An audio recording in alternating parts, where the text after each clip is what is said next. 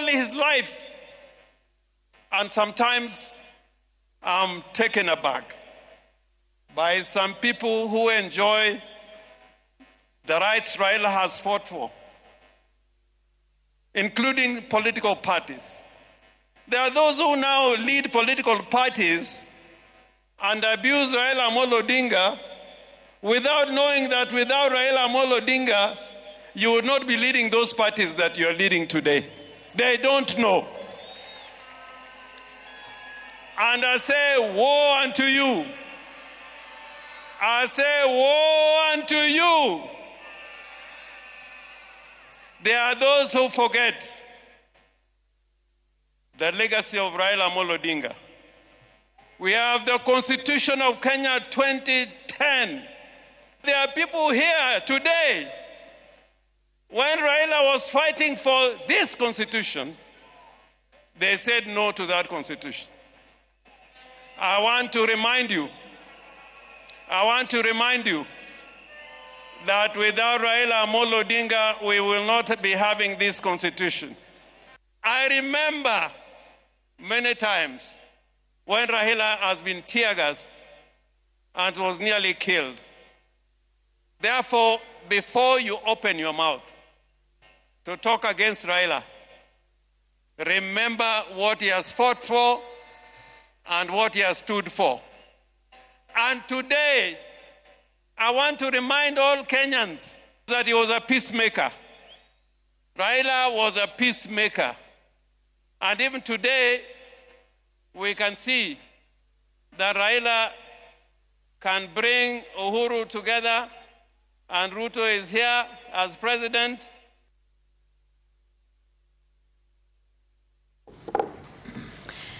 And we shall focus on the man, Raila Odinga, the man in life accepted in death, and of course the legacy and what happens going forward. But first we want to talk about the immediate reaction in the wake of the passing of Raila Odinga, his interment on Sunday.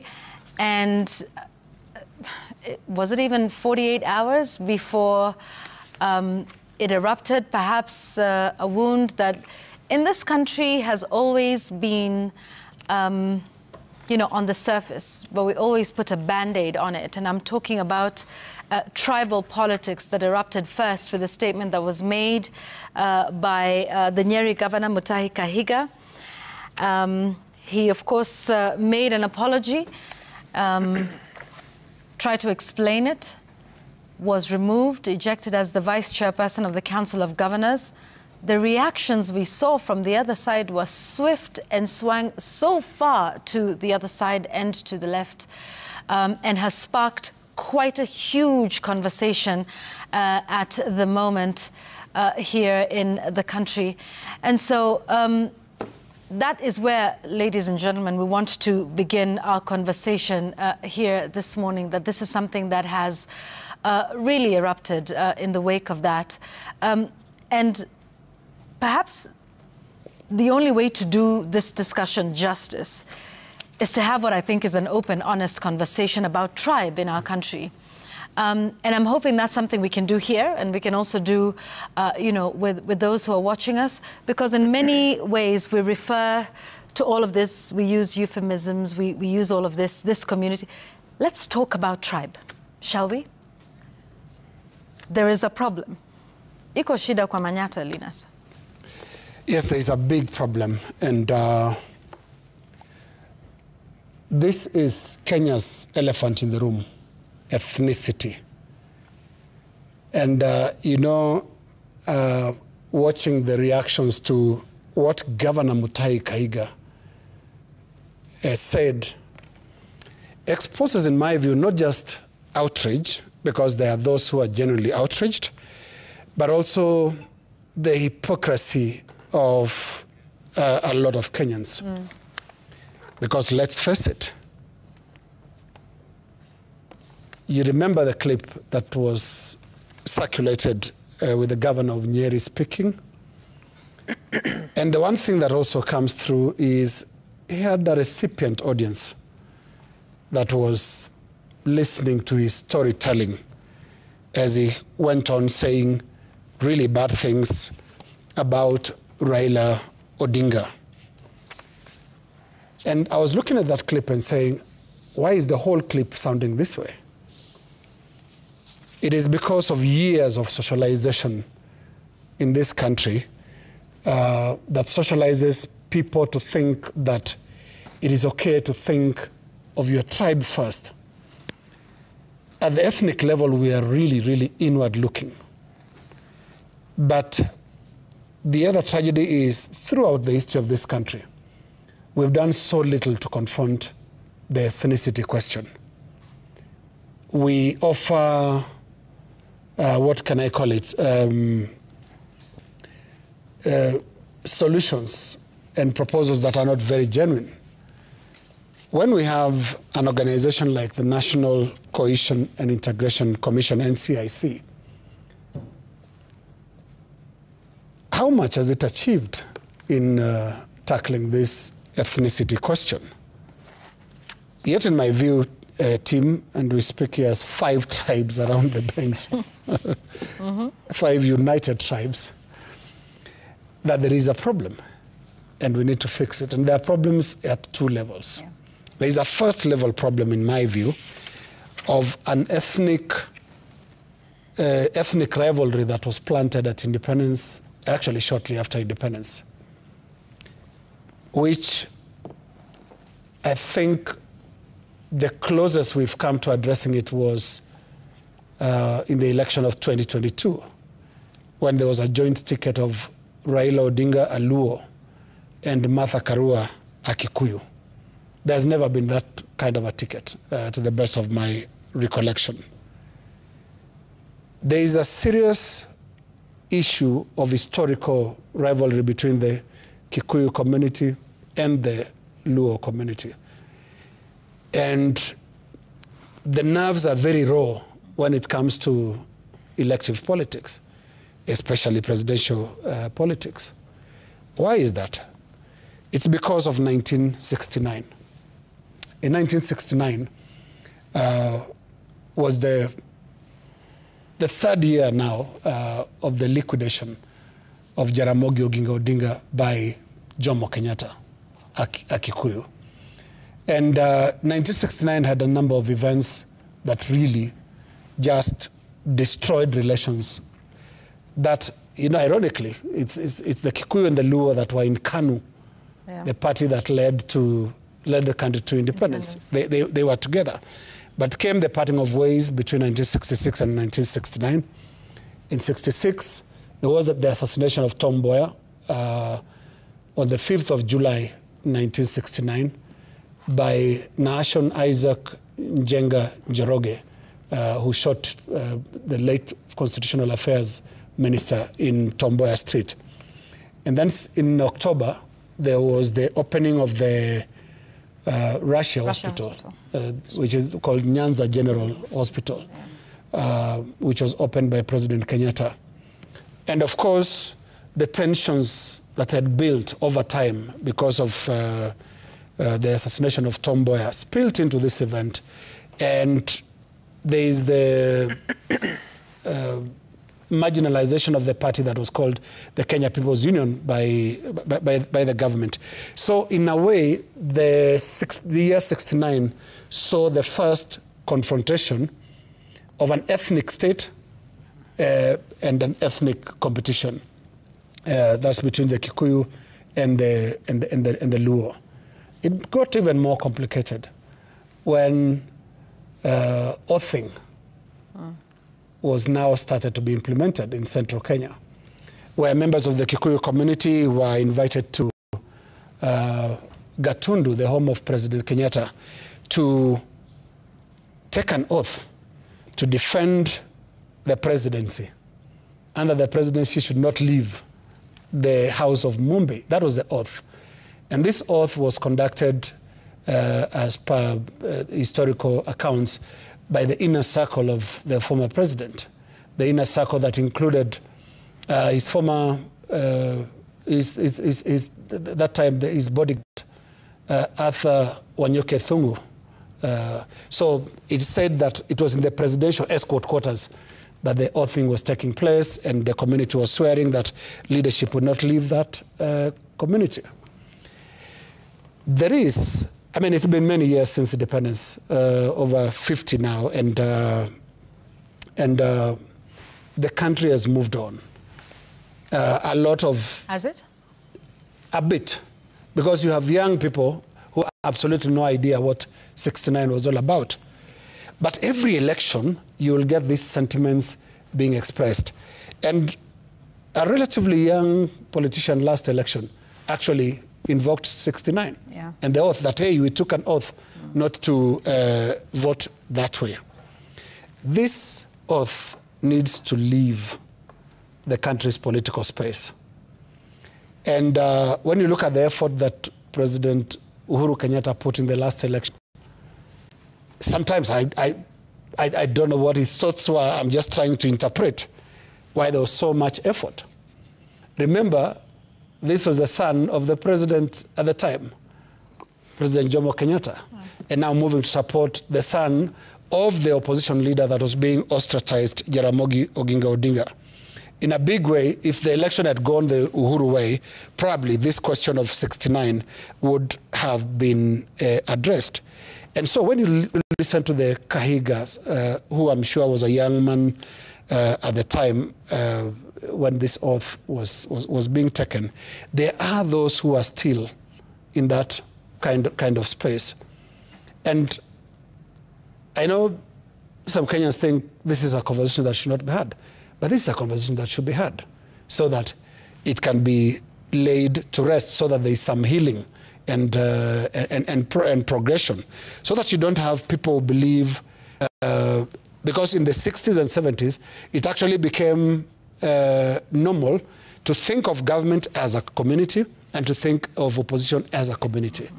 So you think of Luo as the opposition, you think of Kikuyu as the government. Mm-hmm. These are the bad beginnings that we've had, and they've never been resolved, and they keep popping up.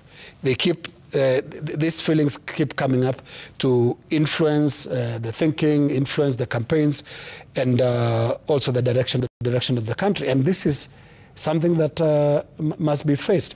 We need to heal the rift between the lake and the mountain, because right now there's a flip side. What is happening? Yeah. The lake is using these historical realities to justify the next political direction. And you see on the social media some really nasty postings about, oh, those people don't like us. And see how immediately this Kahiga issue was lumped on a community, which is a very, very unfair way of looking at things, because we've had Kikuyu leaders who stepped up very quickly to condemn what Kahiga has said. So it's time we confront these issues, talk about them, so that the next generation of Kenyan voters, young people, this old, evil past doesn't persist. Yeah, and indeed, you know, just that one statement that brings up clearly an issue that has not been resolved in this country, because just look at the reaction on the other side. When we saw Governor Wanga then saying, you know, we know who you speak, on whose behalf you speak, and to the extent of saying, you know, if you are friends with any of them, then you are our enemies. Some very bold lines that are being drawn in the sand. There is another MCA who says, you know, certain people are not welcome in Bondo, also going to the other extreme, which we must call out. In terms of a reaction, call out by all means what Mutahi Kahiga said, but to go to the extreme and say certain people are not welcome in Kenya, it's 2025. Kenya belongs to all of us, and anybody can choose to go and live in any part of this country that they so wish, do business, live, earn a living, you know, basically live. And so this then just tells us that we have a big problem in this country, and we haven't healed, we haven't talked about it, and it's because perhaps we don't. Now, if it is that, I don't know, and I suppose we can't try to prescribe what those solutions are from the 1969 oathing and many other things that emanated from that, including the Siasa Mbaya, Maisha Mbaya. We know, you know, where that came from and its roots in that. And, you know, Jay, then it's not just about the mountain and the lake, because there's a bigger tribal question in this country. It fans out from that. That's been the most dominant narrative since independence. But we have a very big question about tribe, ethnicity, entitlement, discrimination, certain people not feeling part of, you know, the country, the center. Yvonne, this, from my assessment, has been as a result of failure of leadership right from the start. Because at the onset, we ought to have promoted what we would call positive ethnicity. However, the political leadership in this nation decided that they would be using the issues around tribe and ethnicity as a preservation to their hold of political power. Because with that, you are able to galvanize your people so that they look up to you and they believe and agree that whatever it is that you tell them is gospel truth. But as a people, we've also played our own part, because we cheer these politicians and political leaders when they retreat to such retrogressive remarks. It was very evident when the Nyeri governor spoke, there were people who cheered and clapped. And similarly, when Governor Wanga and her team in Kisumu made those remarks, there were people who were happy and cheered about them and welcomed those remarks. So apart from just the political leadership failing to read the room, we as a people are also as guilty as charged for the particular offense of cheering on these politicians and making them feel that these sentiments resonate with the public, and therefore they enhance their way in spewing them. I must also say that what our politicians constantly do is campaign. And each has a political base, and this political base is always largely based on your ethnicity. And therefore, whenever there's something that is happening and you feel you need that base that will anchor you, then you retreat to it. We must change that, because like you rightfully said, when somebody says certain people are not welcome somewhere, some will tell you that on the number of days we were in Bondo, it was not only people from Bondo mourning Raila Amolo Odinga. There were people from all walks of life, from the farthest corners of this country. And they came there and were genuinely mourning a leader and a statesman. So when you try to imply that when certain people say certain things, then they're not welcome, then what are you trying to say to the mourners who came voluntarily because of the pain and the love that they had at that particular time? So I think ours is a problem that is largely brewed by the political class, because tribalism helped them to have that grip of the political power. Then us as a people, we cheer them on, so we are the fertilizer.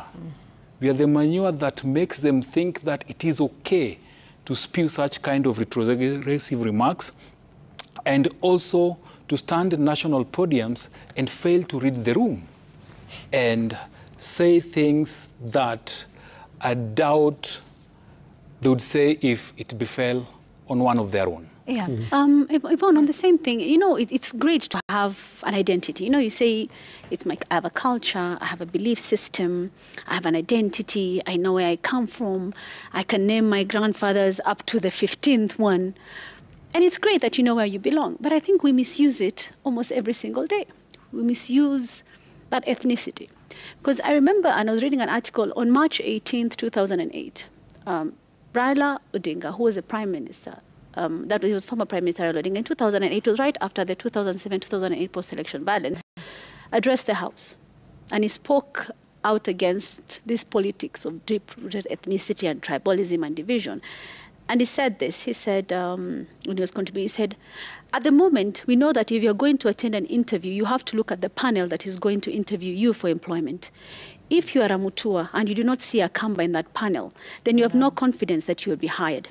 If someone said that his name is Wanyama, that already would register some bias in someone else's mind.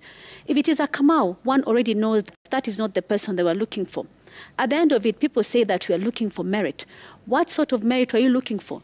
You know very clearly that your mind is already very biased and you're not a Kenyan. The person belongs to the Kenya of yesterday, not the Kenya of today and tomorrow that you want to develop. We misuse it, Yvonne. It bothers me when we have an elected leader who's been accused of corruption, for instance, and he's been summoned to EACC. And he comes with this whole crowd of people who say, kama ni mwizi wetu. Anaonewa. But he's been brought there because charges are being leveled against this person. An investigation is going on. Something has been seen or found, whether it's political or not. Why don't you let whatever the constitution and the laws run its course? So when you go there and unaitana mwizi wetu, you are justifying, you are condoning whatever ill this person has done just because maybe you speak the same language. That's number one. Number two, I come from a tribe where we even have issues with clans. Yeah. When you say you're Somali, and I'll say this in Somali, you ask, Somali yad katahai, who are you in Somali? What is your clan? And I remember we used to say Sijui. So we were labeled Somali Sijui, the ones from Kenya, because they don't know where they come from. Yeah. But then you talk about the young people, learners of now, and someone told me very recently, they asked me, do your children speak the language? I say, yeah, they understand it. And then they told me, maybe some of the issues we have with ethnicity would be finished in one way or another by this generation who don't understand their mother tongue. Ambao hawaelewi lugha yao ama hawazungumzi, and maybe they are the ones who will change things. I don't know if that's true or not, but this ethnicity has permeated into the very fabric of who we are as a people, and not in a positive way.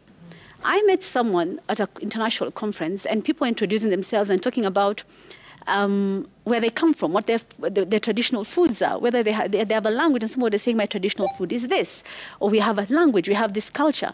And this gentleman started crying because he didn't have that. He comes from a generation of slaves. So he says, we don't have an identity. I cannot pinpoint what our traditional food is, or whether we were naming children in this way, or whether our weddings are conducted this way, because we didn't have that. Yeah. So it's amazing, and it's great to have an identity and to understand where you come from, and you have this belief system, but we should not misuse it. In fact, it's something that should be bringing us together, because you would want to learn about what the other person's culture says about this and that. Right. During weddings, this is what we do. During funerals, what we do. It was interesting for us to watch how Raila Amolo Odinga was being buried, and what the culture says, and why it was Dr. Oburu Odinga who had to be the first one to come to the home to officially declare that, yes, someone has died in this home. Yes. And we had a lot of questions for you, JB, about what that was.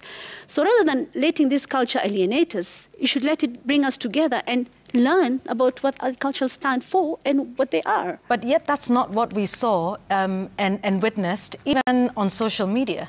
There's been lots of, honestly, to an extent that is absolutely despicable. Why do you eat at funerals? Why does it take so long? Rather than having this taking this observant stance for, let me see what you do, let me understand why you do what you do. It's different from the rest, that is fine. My question to you, Sam, is this who we are? I'm sorry, let's just have Sam just weigh in. Is this who we are? Let's just admit we have a problem, all of us, leaders, politicians, Kenyans, because that was not just happening with Mutahi Kahiga, with Gladys Wanga, with the other MCA. It's happening on social media. We're saying things, nasty things to each other about our culture, our tradition, our tribe, our ethnicity, where we come from. Maybe we're just tribalist, and let's just be open. I think we should not let our political leaders define who we are, because it's been a few weeks of throwing stones. Some are big, some are small. We shouldn't let that happen. We have watched a lot of events globally. It started with a small stone? It started with a small stone. Yeah. Let me use the case example of the funeral of Queen Elizabeth in the year 2022. And every person who has a television set, at least in urban areas, was watching that. Yeah. And you're wondering, how is it all those ceremonies, the lying in state. If you recall, I think it was 1 or 2 years before when the Queen's husband, Prince Philip, died. And you saw where he was buried. Was it inside a church? In the basement? Yeah. And people look at that and say, it looks okay. How then do you have an opinion, and a negative one as such, against a fellow Kenyan? I'll tell you this, because it's really disheartening when a leader speaks in their mother tongue, laughing at it, thinking that people don't understand what you're saying. Please, don't hide in ethnicity. Don't hide in the language. A language is a medium of communication. It is not a home. It's just a language. Because what is the name of bread in your language? Mukate. Mukate. Yes. Mukati. Mukate. Everyone else here has a name, but you're referring to the same thing. Yeah. Ugali has a name in your mother tongue, Yvonne, and everyone else calls it something. So you're talking about the same thing. Sure. I'll tell you a story of, because I think this was the third state funeral for me to cover. After Daniel Moi and Mwai Kibaki, and now Raila Odinga. All of them have been laid in state. They've lied, what is the word? Lane. Laid in state, yeah. Lane. Yes, have been laid in state. Lane. Okay. Past They lay in state participle. at Parliament. But that's fine, yeah. Yeah. And when you go there Yeah. and you're viewing the body, what do you see? What do you see? Do you see the tribe? Do you see the body of the leader who has fallen? Do you see your language in that picture? Let me make it better. As they're being laid to rest in the grave, the digging itself, because most people are buried, apart from those that are cremated or different other rites. How is it prepared? How do you dig? You start from the top, not from the bottom. You don't dig in Kikuyu No, you don't. or in Kamba. There's no such thing. There's no language of digging. It's digging. Yeah. And it's, what is it called? A folk jembe. It is the same. Something, yeah. Iko na meno tatu. If it's a spade, it's a spade. And when the body goes down, it goes the same direction. Whether you speak Kikuyu, speak Kalenjin, or whatever else it is. So because all of us will die, including leaders, when you speak the way you do, unataka kutuambia nini? When those that are replying or responding, when they speak the way they do, to alienate people or leaders, what exactly are you thinking? Someone who has been sworn into office using the Constitution that recognizes the diversity of this country and the importance of all the communities and the languages that we use to communicate, with an intention to develop them to an extent that even our national curriculum, the CBE, captures that, that we need to make sure that we also developing those languages through education. So we cannot use that as a foundation of our fighting. At the same time, I think we have to be very careful in how we speak. Yeah. If you have private thoughts, please keep them to yourself. Read the room, be sensitive, because even a thief has people who love them. They have a parent, they have a sibling, they have people that care about them. So you cannot go... They have a tribe. Exactly. You cannot go speaking the way you do, as if nothing exists. So in sum, I think we need to stop using the tribe as our defense mechanism, because beyond the big tribes that have been problematic since independence, there are others that use that as a defense mechanism, that when you ask questions of accountability, they say, no, you're being tribal. We must deal with these tribal cocoons or cocoons. It needs to stop being a weapon. It's either we speak the language of we are Kenyans, or we decide otherwise. Yvonne. Let's take a break here on the program tonight. Much more when we return. We'll talk a little bit more about that. And then we will also talk about where we go next. Let's take that break. We'll come back.